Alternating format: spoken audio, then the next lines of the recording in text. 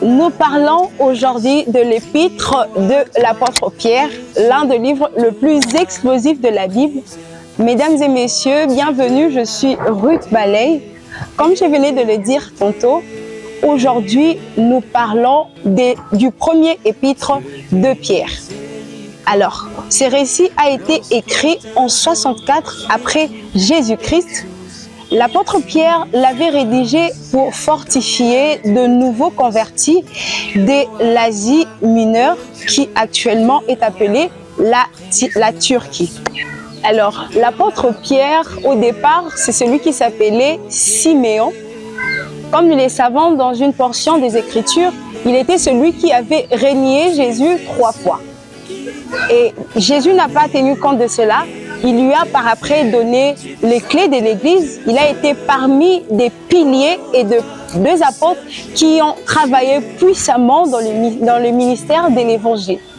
Alors, celui qui a aussi eu la révélation du Christ tant que Messie. Messie qui veut dire sauveur. L'apôtre Pierre a pris soin de rédiger cette lettre afin de leur mettre en garde que la vie chrétienne, la vie qu'elles ont embrassée, ne serait pas seulement pavée de roses, mais il y aura aussi des persécutions et des découragements.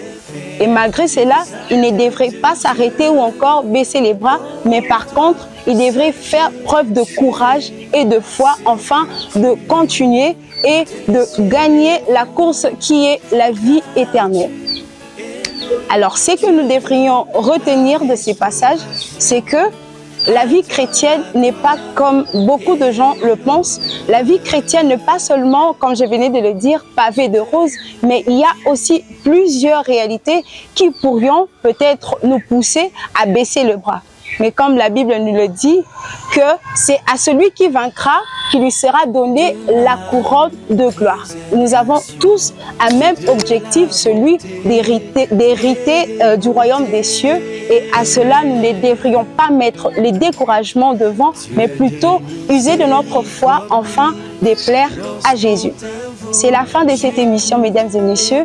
Merci de nous avoir suivis. On se retrouve prochainement pour plus d'émissions encore de découvertes et d'aventures bibliques.